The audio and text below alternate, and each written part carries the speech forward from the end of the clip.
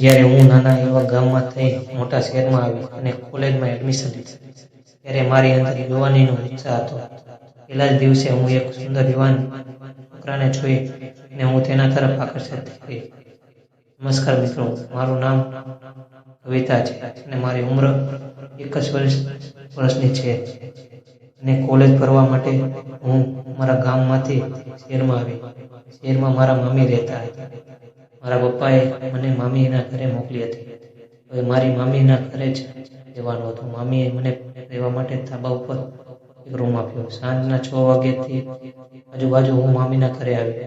હું ઘણી બધી થાકેલી હતી.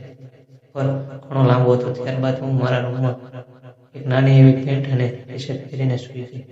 થોડી વાર બાદ મારી નીંદર ઉડી ગઈ એટલે હું જાગી જઈને બહાર આવી અને ધાબા ઉપર આંટા મારવા લાગી.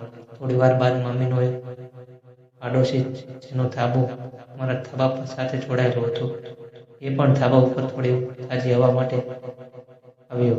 તે દેખાવમાં ખૂબ સરસ લાગતો. તે 6 ફૂટ ઊંચો અને એકદમ જીમ ટ્રેનર જેવો લાગતો હતો.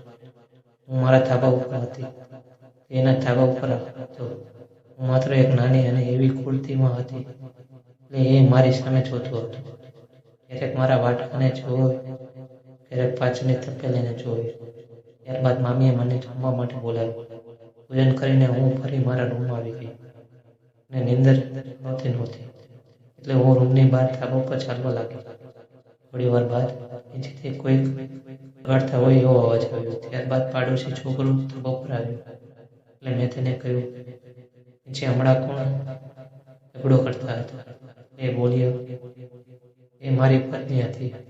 અમારે તો રોજ આવું ચાલતું જ હોય છે. ત્યારબાદ તેની પત્ની ઉપર આવી કહ્યું, જો હું જાઉં તો આ ઘર મૂકીને હવે તો તારે જ કરવું હોય તો લેજે.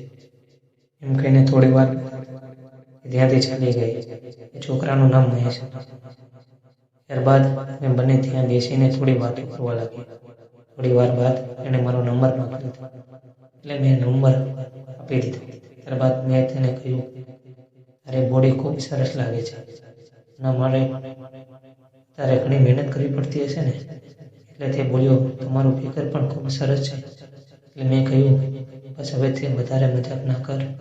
એટલે તે મારી નજીક આવ્યો અને મારા ઉપર હાથ રાખ્યો અને કહ્યું, જો આ તારું પેન્ટ એકદમ કડક છે. એની હરકતથી હું મારા ઉપર ન રાખી શકી. ત્યારબાદ મને રૂમમાં અને મારી વાંકી ચૂકી સમજોને યોગાસન અને પ્રાણાયામ કરવા મારો પરસેવો નીકળી ગયો. શહેરમાં મારો પહેલો દિવસ હતો અને પહેલા જ દિવસે મને કસરત કરવાનું સાધન મળી ગયું હતું.